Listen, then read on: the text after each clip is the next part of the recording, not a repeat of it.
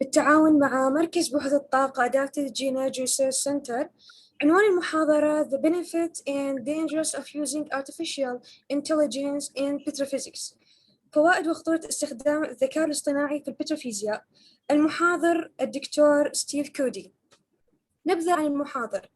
دكتور بخبرة 45 عاماً في مجال البتروفيزياء مع شركات سلمبرجر، بريتش بتروليوم، بيكر هيوز. حاصل على شهادة الدكتوراه في البتروفيزياء من جامعة أبردين في المملكة المتحدة.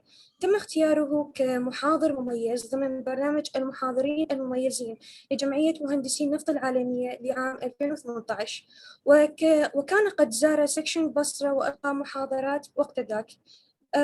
بالبداية أحب أنوه إذا عندكم أي سؤال أو استفسار قدروا تكتبون بالشات بوكس أو تسوون رايز هاند، وبالنهاية بنهاية السيشن المحاضر حيجاوب على جميع الأسئلة.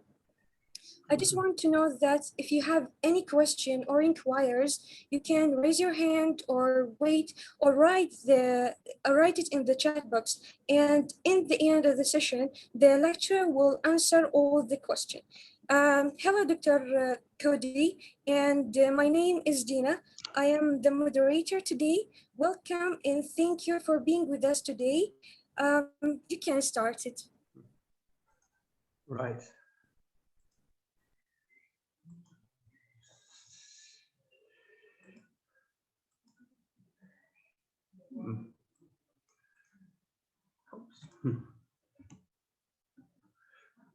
Right, get a pointer on so you can see. Right. Well, thank you everybody for coming along to listen to my presentation. I'm delighted to be back in Basra. I came there with the SPE a couple of years ago, and your society made me very welcome, and I saw the city. And but this time I'm doing it virtually, so the third time I will physically visit you. So in this presentation, the benefits and dangers of artificial intelligence in petrophysics, it's based upon this recent article in this journal, and I will give you a link to that article at the end. So in this presentation, I'll tell you what I mean by artificial intelligence, very important, and then I will give you no less than 5 case studies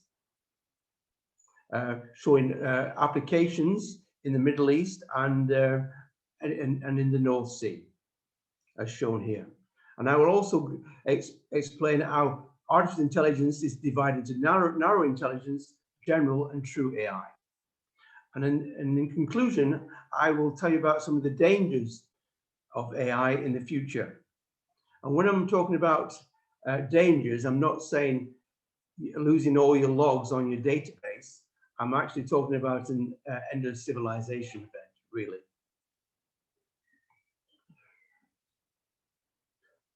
So what is artificial intelligence? Well, it's I prefer Alan Turing's definition. There are many definitions, and he said it's getting computers to imitate human intelligence. So, for instance, if you were going to leave the office and your colleague said to you, well, it's raining outside, I recommend you take a brolly, that would be human intelligence or natural intelligence. Whereas if your smartphone spoke to you and said, well, it's raining outside, I recommend you take a brolly, an umbrella with you, that would be artificial intelligence. That's a very simple case, but I'll show you more profound examples. So artificial intelligence is data analysis. In particular, it learns from the data, it identifies patterns in the data, and then makes predictions, useful predictions in the oil field. And it does this with a minimum of human intervention. I'm going to describe 3 generations of artificial intelligence. The first one was first generation AI was an expert system or rule-based system. And these were back in the 1970s. And this is where you would get the experts in a room and they would write down the code for the artificial intelligence. This is how it used to be, and it's no longer considered artificial intelligence. So with this first generation of AI, you would have simple petrophysics. It would say if the gamma ray was more than 90 API and the porosity was less than 2 porosity units, it's probably a shale. So it was a very simple method. And using the same kind of rule-based systems, IBM's Deep Blue beat the chess grandmaster Garry Kasparov in 1997. And so people at the time said, well, so what? A computer can beat a human being, but it's like comparing a tractor with a farmer. The tractor may be more powerful, but it doesn't have the insight and creative flair of the farmer. And I'll return to that.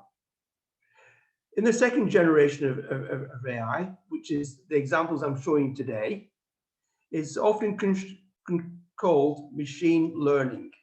And I'm going to show you different examples from water saturations, nucleomagnetic resonance, and permeability prediction, all very useful for the petrophysicists and for the geomodeler.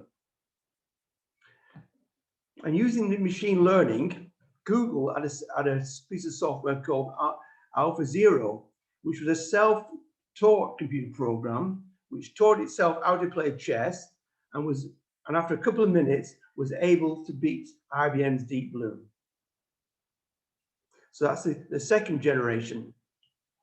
In fact, nowadays in chess tournaments, one of the real problems is cheating, where maybe a participant may have access to a computer. But to catch the cheats, what they do nowadays, they look for the play being creative and with flair, because most computer chess tournaments follow certain book openings. So therefore, if it's got flair, it's AI. So, and then I'll go to third generation AI, which briefly, which is the future. So, artificial intelligence only requires two things. It needs a goal, a fitness function. You need to tell it what you want, as I'll explain. The second thing you give to the AI is the data,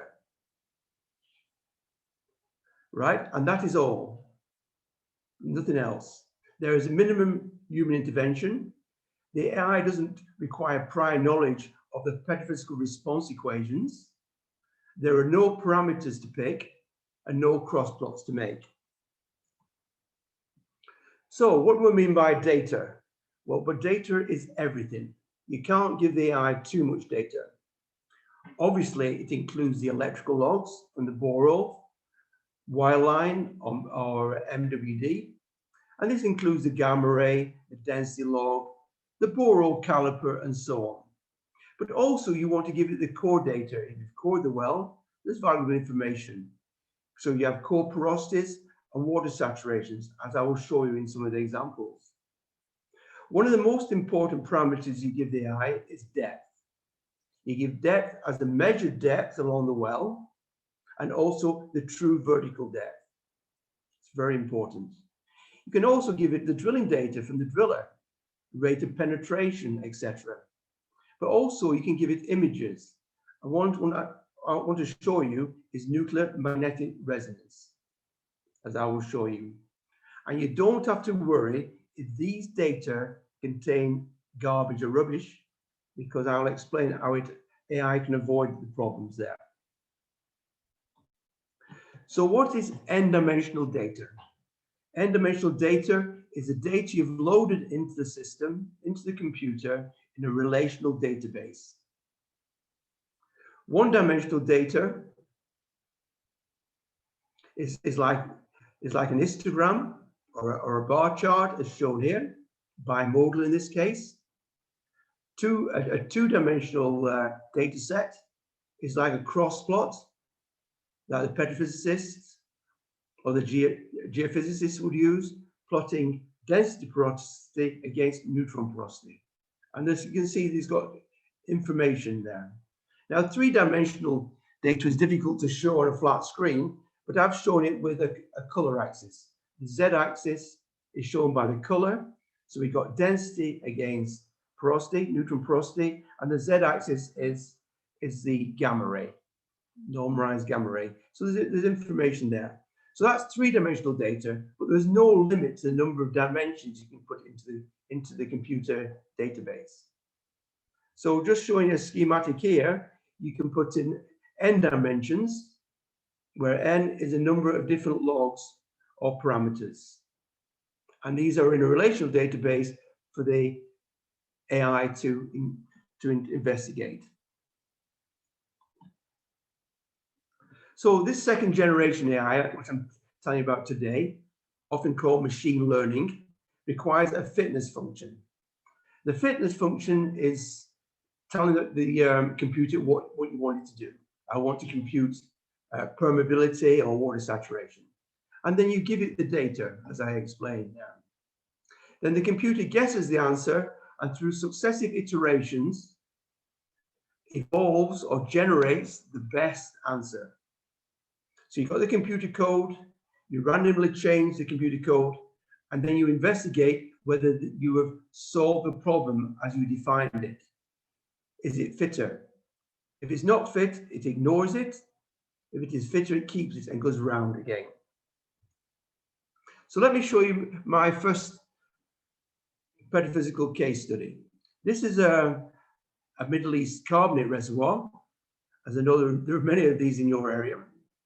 And the client required a bespoke Shaley water saturation equation to derive water saturation from the resistivity and the gamma ray logs. So we've got on the right here, we've got the CPI on the right with shales in green, the matrix in the middle, and the fluids on the right. So in addition, we've got core porosities shown in green, and we've got core water saturations.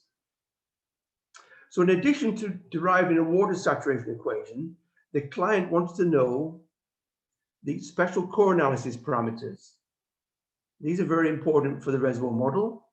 Parameters M and N, the cementation exponent and the saturation exponent. So in this case, we're calibrating to the core water saturations in this carbonate reservoir. So we had to ensure that the core water saturations were of high quality. To do this, we took core plugs from the center of the core, where they were not affected by the invasion fluid. The analysis was done with Dean and Starr.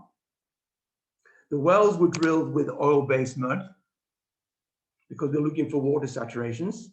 And we doped the mud to ensure there was no contamination. So our fitness function, this is a request we made to the artificial intelligence.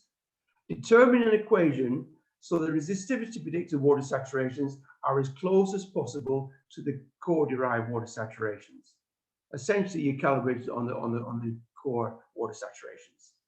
But in this simple case, we give the AI some clues. We said it wanted to be a function of porosity, resistivity, and volume of shale. But from there, it could go away and evolve and derive its own equation.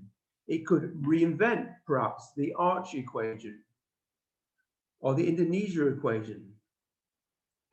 So it derives the equation for the reservoir model, but also it calculates the parameters A, M, and N, which are very important.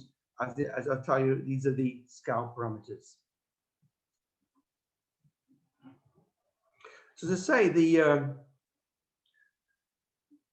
we calibrated the resistivity log, which is shown as the blue curve, the resistivity derived water saturations compared to the core derived saturations shown in red. And we get a good match, as we expect, and also good dynamic range. Now, the equation it came up with was this. This is a result.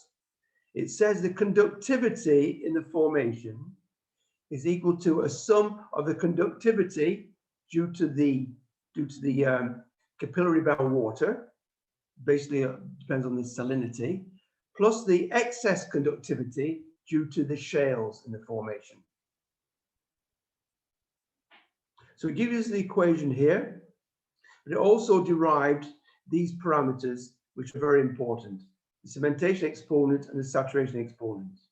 Now, because the logs, resistivity logs, and other logs were derived at the bottom of the well, these curves are essentially at reservoir conditions. So therefore, the parameters it calculates are also at reservoir conditions.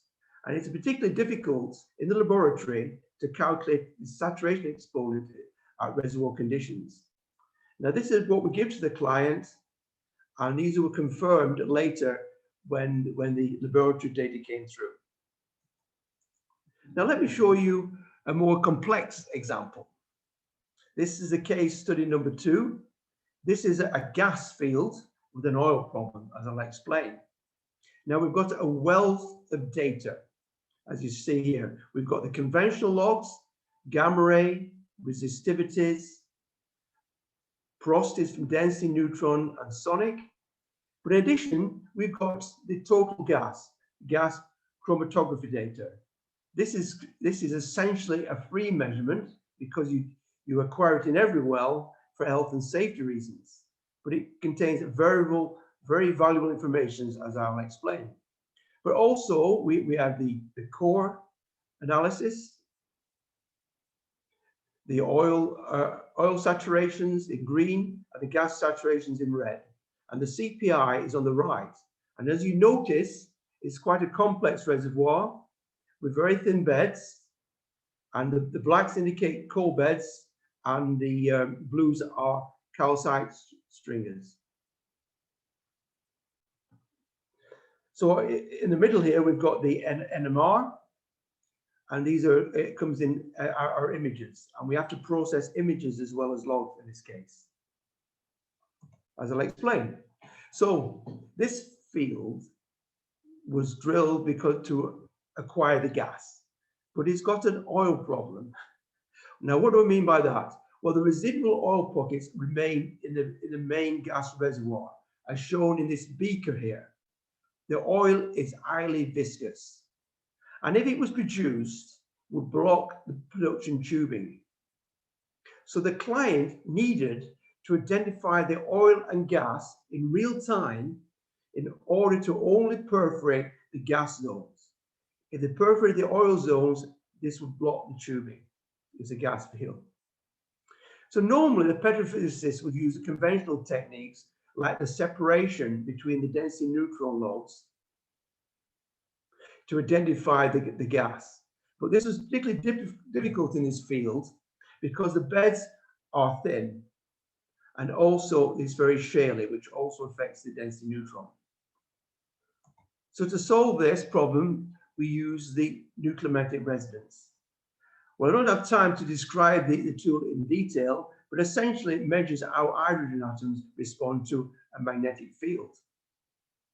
And the output looks like this. It's called the T2 distribution.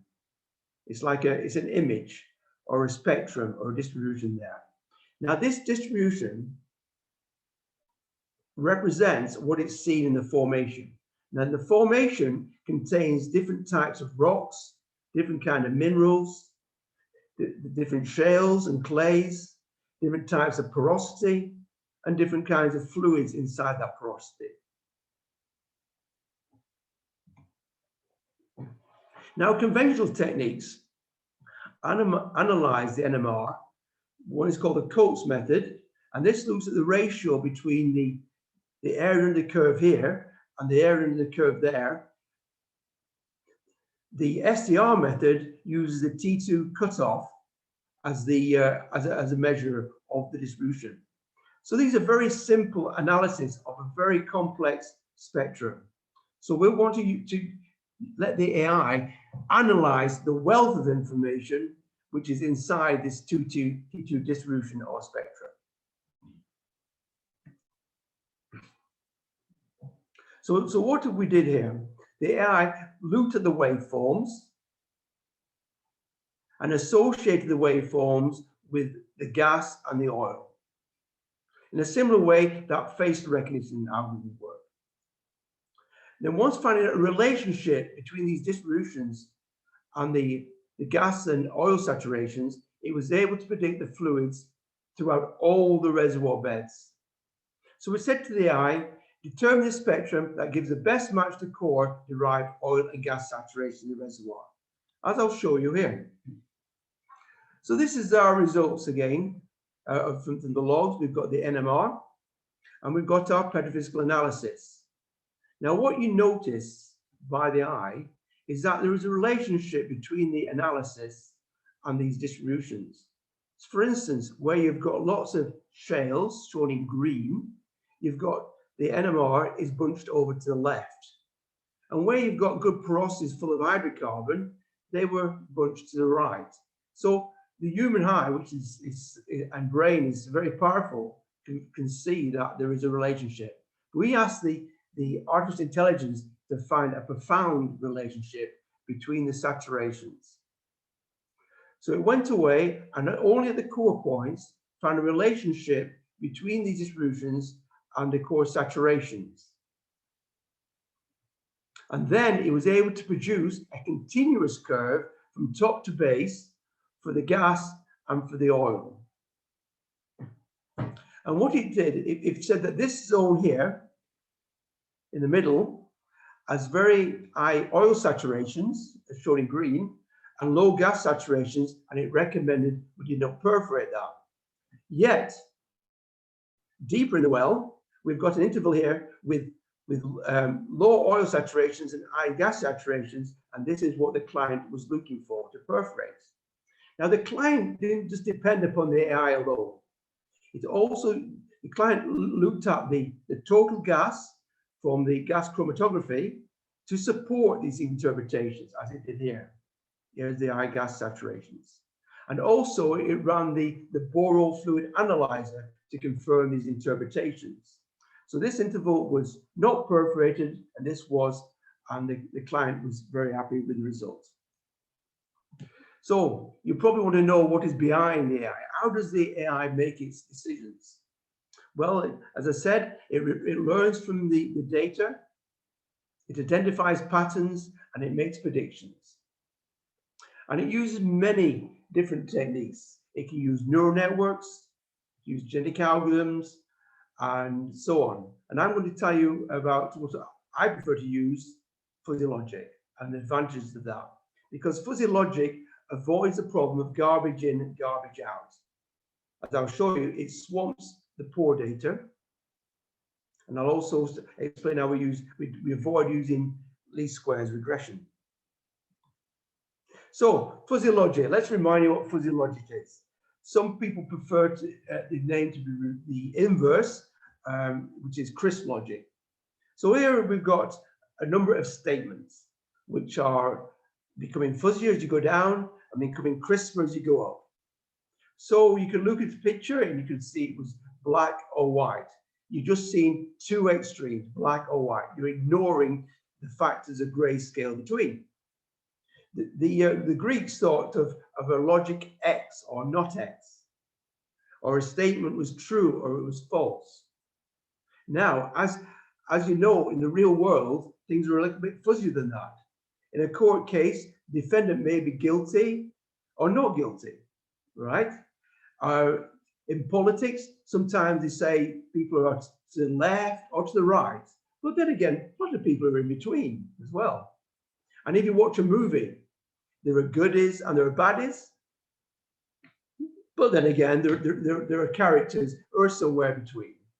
Now, when you look at a map, you see mountains and you see valleys, but where do the mountains start and where do the valleys end? It's useful to have a fuzzy answer.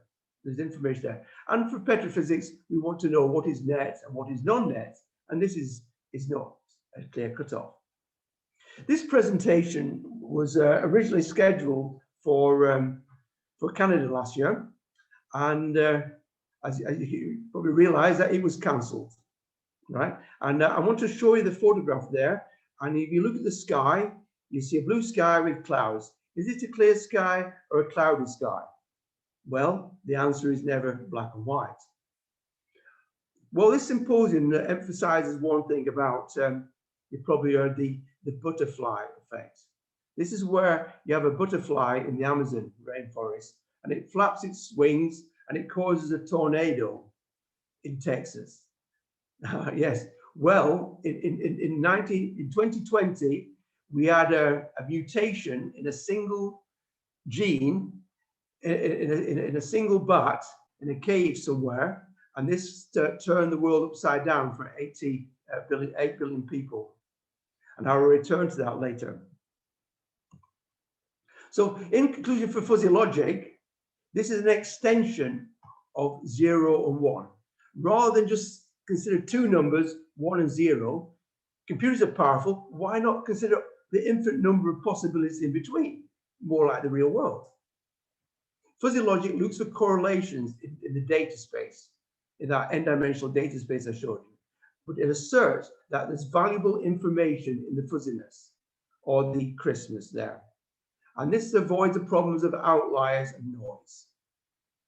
Fuzzy logic says any petrophysical interpretation is possible, only some interpretations are more likely than others. I can point you to the code, which is freely available. So let's have a look at our n-dimensional database again. We've got all our logs, all our core in this database, and the AI looks at it. One of the things it does, it uses a KNN algorithm, which assumes that similar things exist in close proximity to each other. So in this simple example, say we've got a field and we've got carbonates, we've got shales, and we've got sands. So in the first pass analysis, we could say that these 3 points or nodes could be defined in the data space. And then we could say if points are very close to either of these, then in the first pass analysis, if they're close to the shale point, they're probably a shale.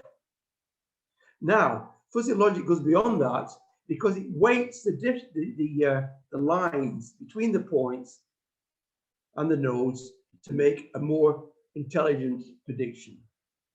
So for instance, if the gamma ray is highly correlated with shaliness, this vector will have more influence on the AI's decision compared to, say, the caliper reading at the same depth. Now let's have a look at an example of that. This is a case study 3 from the North Sea.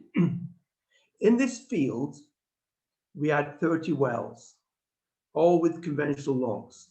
Now, in addition, we've got 4 wells with shear data, as shown here. So you've got compressional sonic in red in all the wells. You've got gamma rays and calipers in all the wells. Now in 4 wells, you've got the shear data as shown in blue. Now this is very important. The shear log gives information about the rock properties, so it helps build the reservoir model. It's also very useful to the driller to understand the wellbore stability. So the idea was to use AI to find correlations in the wells where we've got shear data, so we could predict shear in all 30 wells, and in addition to fill in the gaps as shown here, and also to remove any cytoskips or spikes. So the fitness function, the challenge we give to the AI, is that determine a relationship so that the predicted shear velocities are as close as possible to the log-derived shear velocities. Okay. The shear velocities were a function of the conventional logs, the drilling data, and the gas chromatography data. Now, the results of the AI are shown in this track here. The recorded log is shown in blue and stops there. And the predicted log is in green, which overlays very well in the shales and the sands and fills in this gap at the top here. Now, what is noticed is that we have got some deviations between the predicted, the green, and the recorded shear, the blue. We've got some differences there. And the geophysicists for the clients believed that the predicted shears were better than recorded. Now, how can this be possible? How could you have a better prediction if you use the logs for the calibration? Let me explain. Well, the predictions were not just based upon the shear log, on the compressional log, but all the other curves. And the other curves included curves with high vertical resolution, like the microresistivity log. So in the first pass, the AI would classify the reservoir as shales and sands, and it would say this is a thick shale, and this is what the shale value should be. Now in these thin beds, it says these thin beds, it knows because of the high resolution logs that these are shales as well, and it knows what it should read in the shales because of these thick beds. So the predictions are actually better, believed to be better than the recorded logs. So I want to tell you a bit more about the tricks that artificial intelligence uses. You might have heard about linear regression or multiple linear regression. Well, forget it. It causes problems. So AI tries to find relationships in the data, whereas conventionally you may use least squares regression.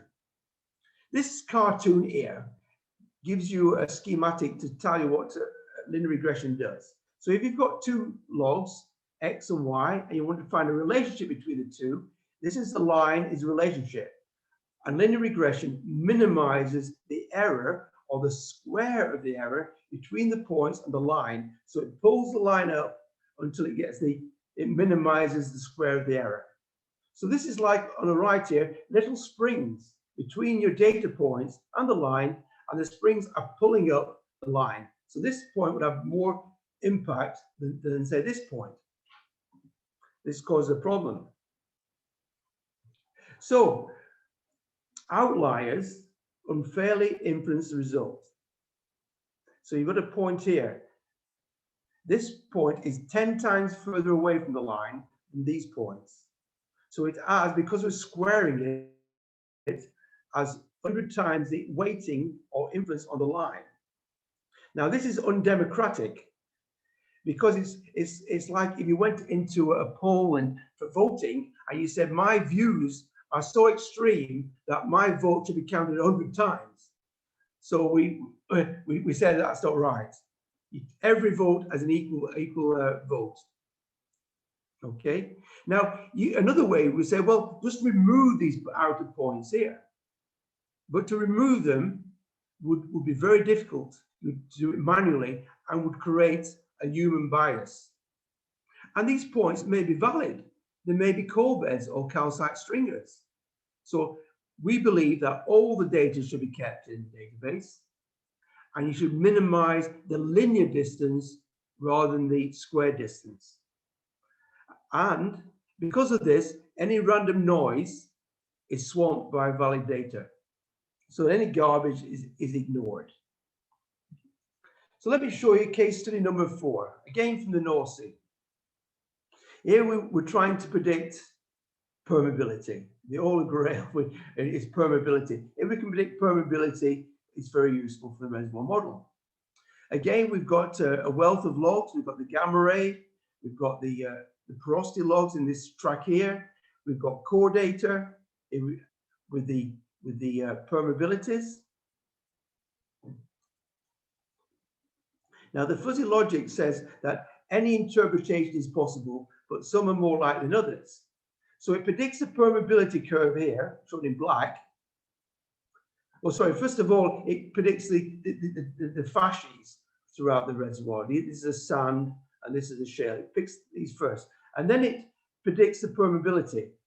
But it realizes that some of the permeabilities are better than others, because the logs may be recorded over 2 feet and the cores are only over a few inches. So this interval here has got a poorer prediction of permeability, and this is shown in this heat graph here. So it's more red there, whereas where it is sharp, we've got a higher prediction. So the fuzzy logic can not only give you an answer of what permeability is, but also an uncertainty, which is very important for the geomodeler. So that is our predicted permeabilities. And you've probably seen many predictions of permeability. So how do we know that this AI permeability is better than the rest? Well, we need to have a beauty contest.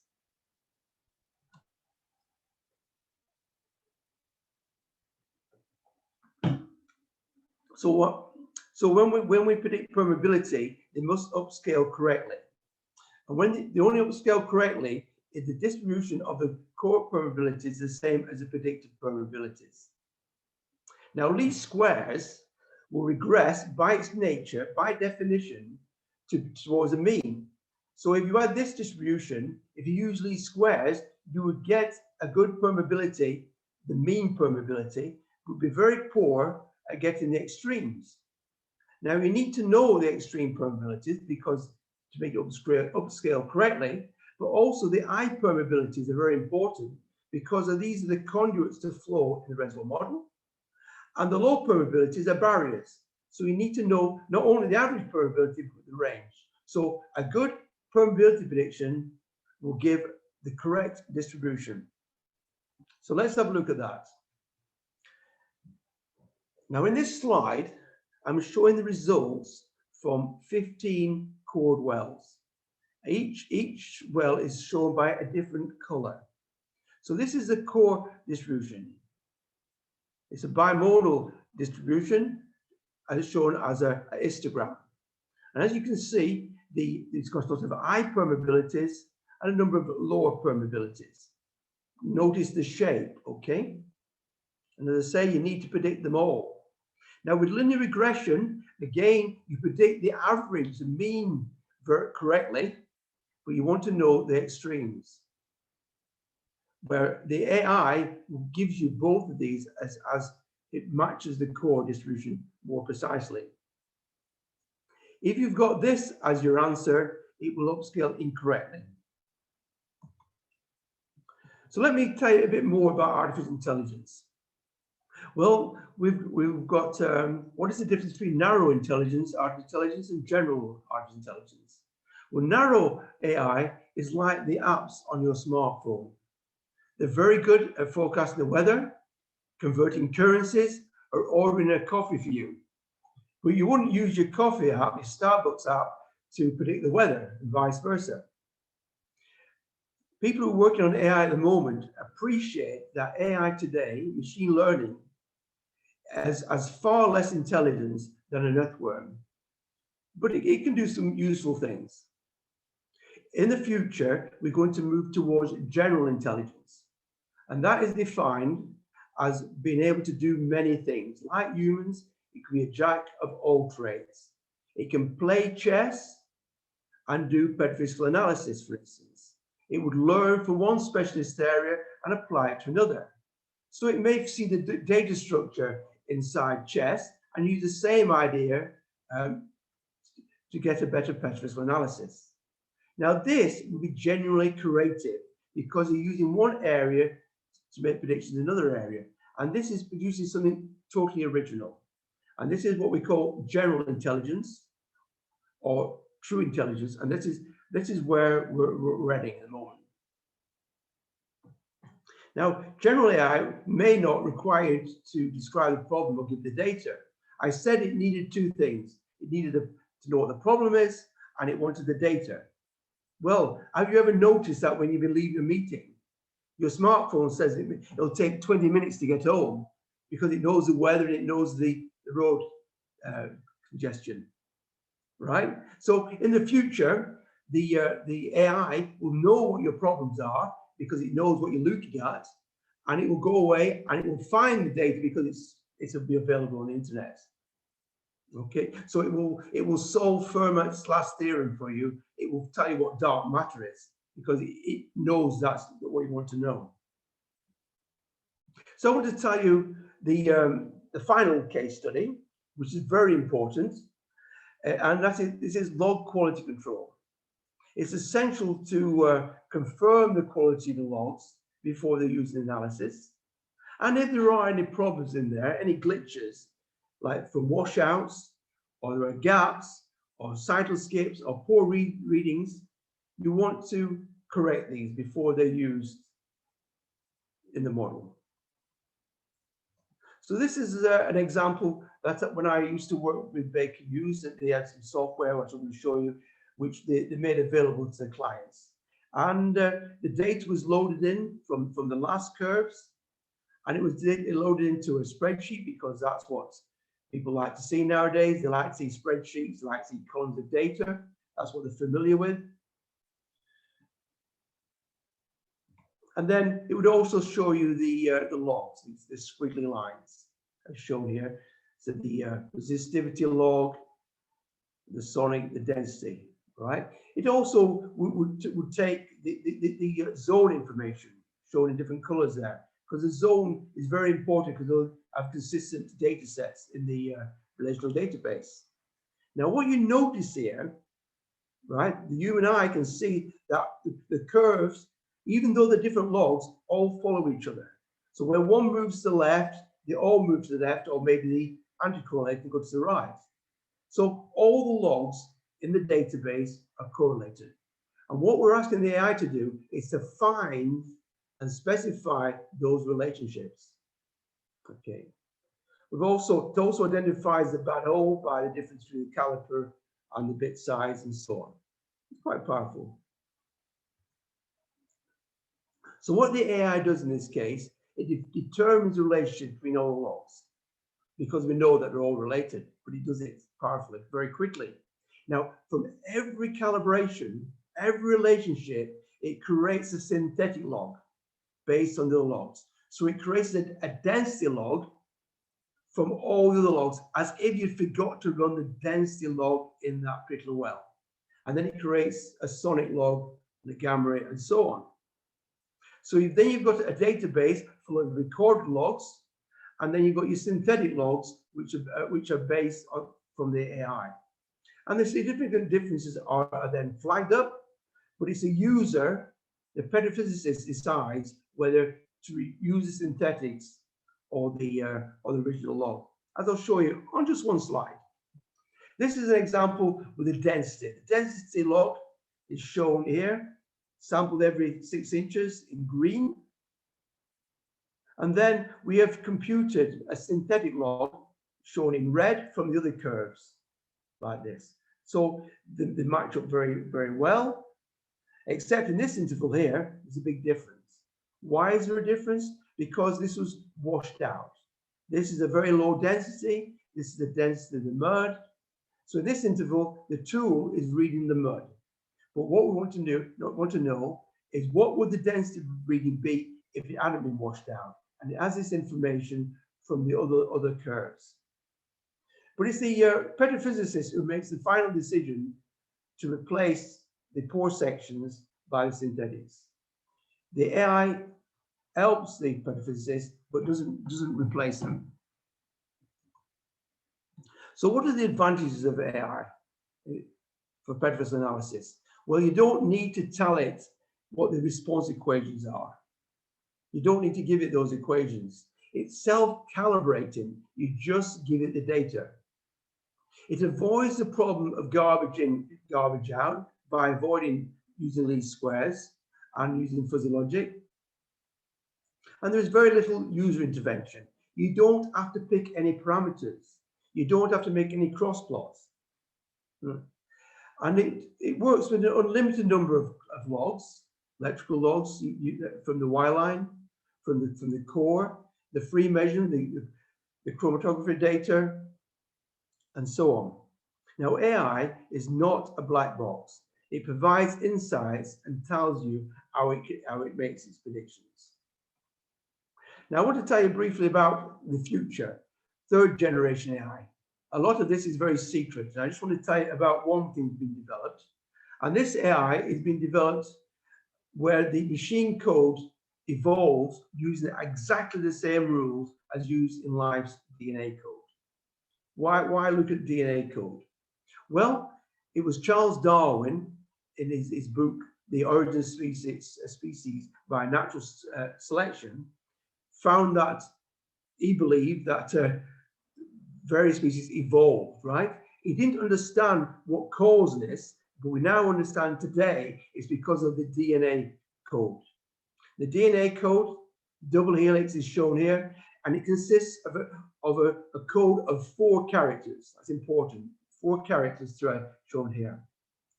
So by mutation and mating, the different species evolve, and by survival of the fittest, they go round and eventually evolve, if you believe in evolution, of course. But whether you believe it or not, we're going to copy the same ideas using artificial intelligence. Where in nature it would take millions of years to evolve, right? You can do it very quickly on a computer. So the DNA code, through the mating and mutation, the survival of the fittest survive, the less fit become extinct, we evolve. Now let's do the same with machine code. We just define the problem to be solved. That's why it's called the fitness function, how fit it is. Now this is the computer code. As you know, computer code is binary. It consists of 2 characters, 0 and 1, rather than the 4 of the DNA. And we want to do exactly the same rules of mating and mutation and the survival of the code to evolve, not in millions of years, but in milliseconds, a better solution to the problem that we have defined. So how does it do this? It changes the code. It takes a 0 and swaps it with a 1. It takes an old line and swaps it around. A lot of these things will cause the program to crash, but because it's doing it thousands of times a second, it doesn't mind. It would have not 1 piece of code inside the AI, it would have 1,000 pieces, and each of them evolving. And after 1,000 iterations, it would get the best code, and it would make them using the same rules as life. And if it was better at solving the problem, say permeability, it would keep it and evolve a better solution. If not, it would just simply delete it. So what do we need for artificial intelligence? As I said, the data and the fitness function. Now the fitness function is telling the AI what you want it to do. Now this is written in plain English or Arabic or whatever. It's written as humans write, okay?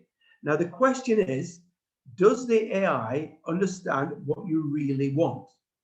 Now, I want to show you 2 cartoons to tell you what the problem is here. Now in Greek mythology, King Midas was granted his wish that everything he touched turned into gold. Sounded a good idea, but what he didn't realize that this included his children and his food. So you have to be very careful what you wish for. Similarly, an ill-conceived fitness function may give unexpected results. First cautionary note. The second, I want to tell you about the Sorcerer's Apprentice. Spoiler alert if you've not read the book or seen the film. Here, an apprentice uses magic to get a broom to carry water for him, which he thinks is a good idea. Unfortunately, the brooms run away and nearly drown him. Similarly, a runaway eye may be unstoppable, right? So I wanted to show you an example from Petrophysics and reservoir modeling of a runaway AI. Now, this is what we often see in the oil business. We want to have a reservoir model. The reservoir model tells us how much oil is in the reservoir, and it tells us where to drill the wells. The reds and the yellows probably are different blocks, and they represent maybe different facies, or they may represent different porosities. But we've got a minimum amount of information to go on, which is at the well locations.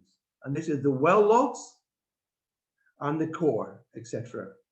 Now we want to get a match between the wells and the reservoir model. And this is called history matching.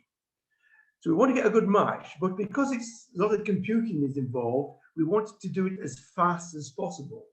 We want to do it so we don't have to wait weeks for the result. So what can happen with this very simple problem in the future? So by trial and error, the computer will evolve a fast history match between the well locations and the reservoir model. Right, now, you understand that any endeavor succeeds faster if you increase its resources. So a general will motivate his troops not by speaking to them, but by giving them better weapons, right? If you give better resources to the petrophysicist, he's going to do a better job, right? So, for instance, if the petrophysicist ran this model on his computer and he wanted to cheat, he could get a faster history match if he uses colleagues' computer without him knowing it.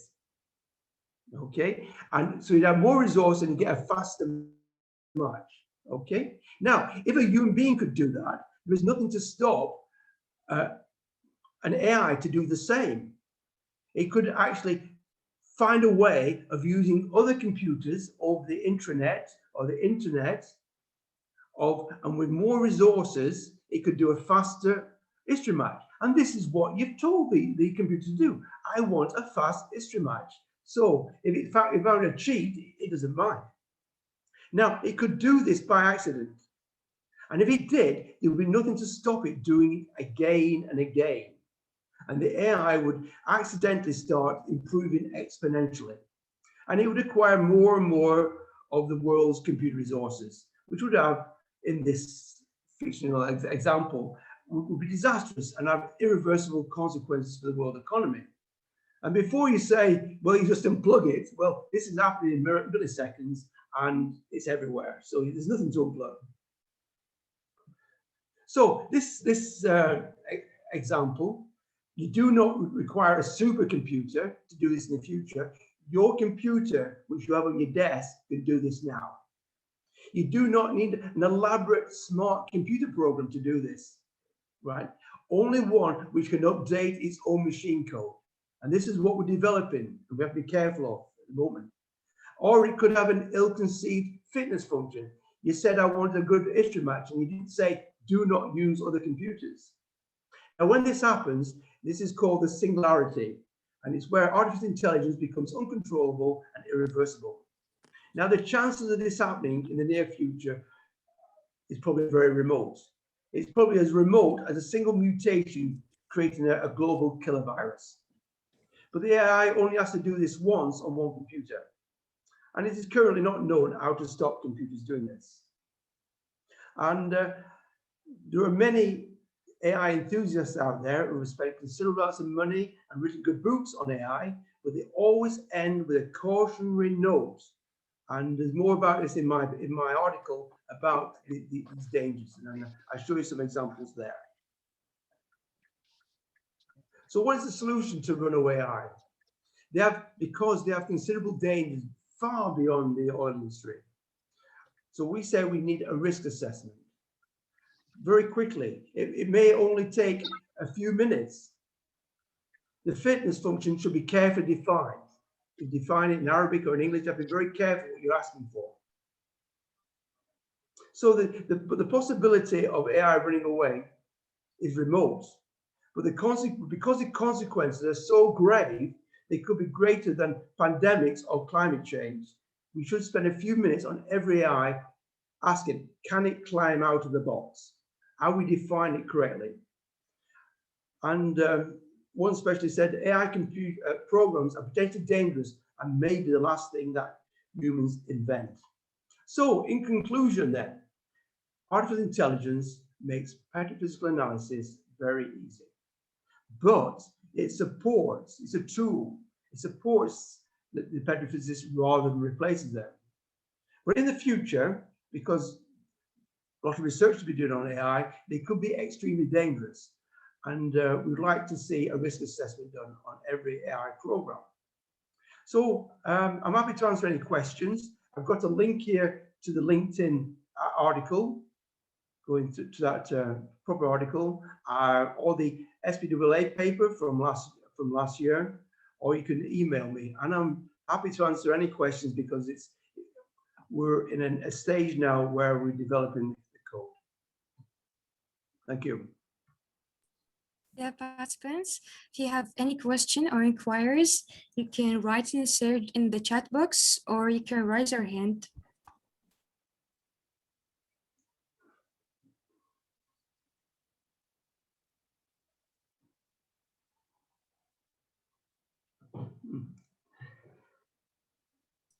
Indeed, we have many questions in the chat box. The first question is, how many wells we need to build the data models? Yes, it's a good question. Obviously, the more data you give it, more valid data you give it, then you don't have to worry about the problems in the data. There's always going to be errors in the data because of washouts and telemetry errors. So more good data you've got, the better. Now, it's very important to realize that when you're creating predicting a log, say permeability or shear, you're not actually creating a new log. You're not replacing the logging contractor. You're just displaying what you already know in a convenient way. Okay, so more data, the better. But in your first well, you probably have to use a nearby field. And as you add to the field, you've got more data, so your predictions get more robust. Okay, the second question is, in some wells, the thickness of reservoir is 100 meters and we have the core data for 13 meters. How can we solve this problem? It's a good one. You should have come to my last presentation in Basra, because I was showing how all reservoirs are fractal in nature. Fractal means that they repeat themselves on every scale. So when you look at the scale of a core plug, right, and you work out the parameters for that core plug, so the SWI function, because the reservoir is also fractal, it is the same function. So you send a small core plug away to the laboratory, and they come back with a function for the whole of the field. And because it's fractal in nature, you can actually use core data, which represents a couple of inches, to understand the field. You have to be very careful because we've got thin beds, and some logs are badly affected by thin beds, especially the resistivity tool can be affected by up to 30 feet from a conductive boundary. And as I showed you, some of the thinner beds are not fully resolved. And so, yeah, the thickness of the beds is important and should be dealt with. Okay, shear velocity for what? It isn't clear. Linear regression. What about skipping that bed point? So could you say the question in a different way? Permeability prediction. The range of it in the log is too high, and the well has recorded 0.1 MD and 3,000. How we can figure it out? How does it figure out which permeability to give it? Well, it says that any permeability it could be right. If you picked up some sand in the desert, right, you looked at it, you could say that it's silicon, or you could say it's shale, right? But once you analyze it, you can say one interpretation, being sand or shale, is more likely, depending on its porosity and its density and so on. Yeah. So to understand the permeability, it takes all. It says all permeabilities are possible, but some are more likely than others. So based on say, it finds out there's a good correlation in data space between permeability and porosity. So when it will say that when we've got high porosity, we've got high permeability. But it doesn't stop there. It says, well, it's got a bit of shale, so I will tweak the permeability based on that. It also knows how much mud filtrate has entered the reservoir, so it will tweak the result even further. So it will predict permeability based on all logs. Now, because it's taking all the information from the start to finish, it can give you an uncertainty range. So it said, well, I think it's 0.1 of a millidarcy, but my uncertainty is this. And we need to know what the uncertainty is in any prediction, whether it's permeability or shear velocity. Okay, what about complicated reservoir in conventional reservoir like basement rock? AL can predict the petrophysical properties. In very complex, well, this is where AI is good, because you just specify the problem. Requirement data, for example, porosity, how many points we need, max and minimum. Well, statistically, we don't work with we don't believe the result unless there's 20 points. That's the rule of thumb, but more the better. And well, if you're trying to find a line fit, how many points you need to fit a line? As you know from your school mathematics, you only need 2 points. So in the first analysis, you only need a couple of points if they're very good points there.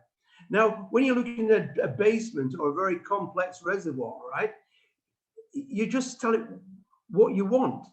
You say, I want to know the porosity. Well, it will give you the porosity, and it doesn't care that it is made up of tens of different types of rock, of different kinds of porosity. It will give you what you ask, right? Now you say, well, it's important to know what kind of minerals are in the basement as well. Well, then that is your question. You say, tell me what minerals you've got. But if you wanted to know the minerals, you must be able to calibrate it based on core somewhere else. So AI solves the problem that you address to it. Kindly, Dr. Steve, can you share the link of the article in the chat box? Yes, it's on the screen now, the link. Can you see the link there? Yeah, can you share it in the chat box? Oh, I see. Right.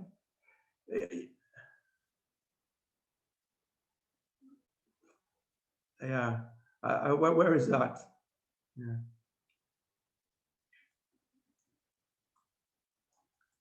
Copy that. Where is the chat box then?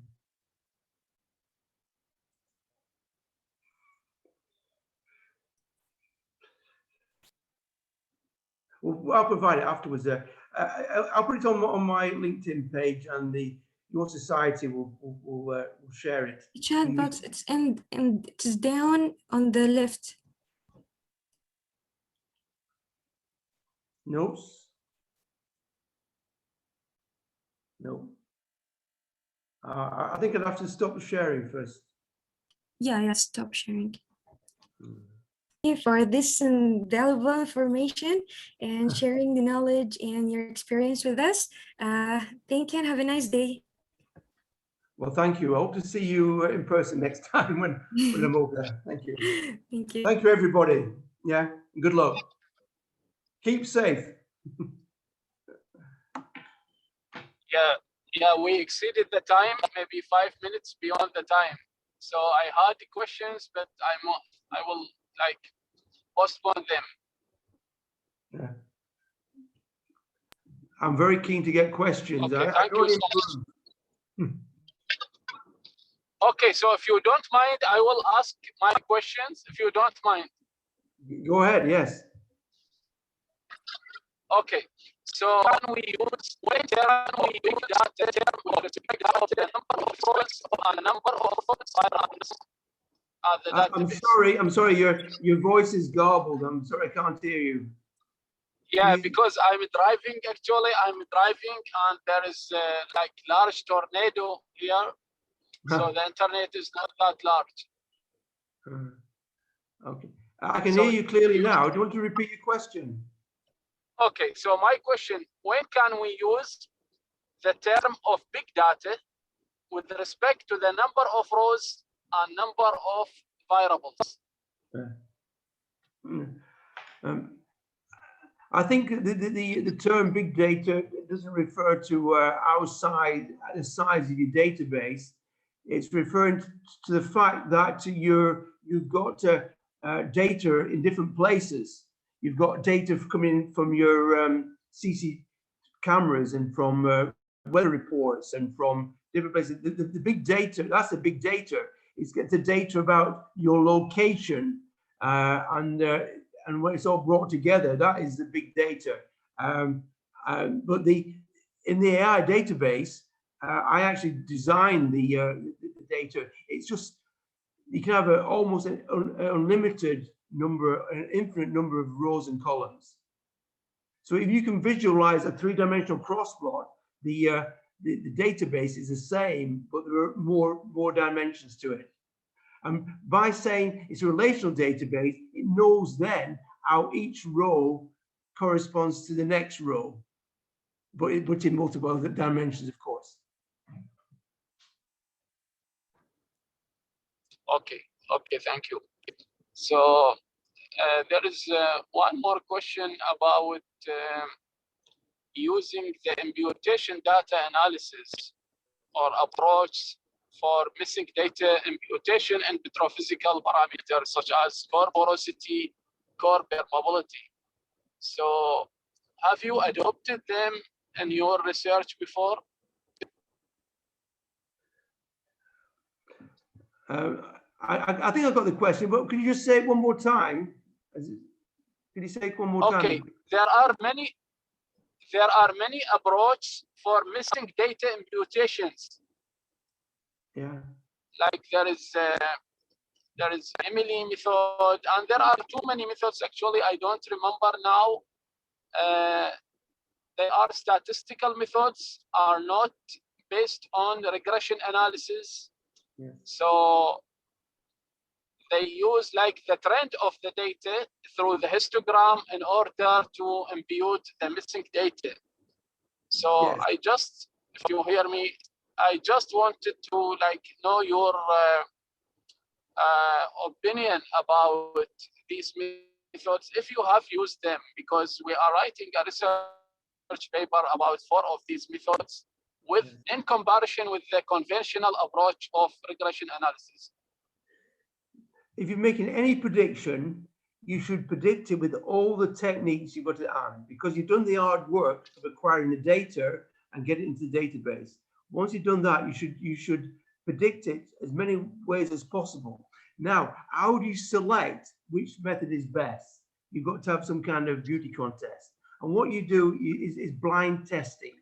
And blind testing is where you calibrate on 2/3 of your data in the field or in the well or whatever, just 2/3, and you hold the other third back, blind.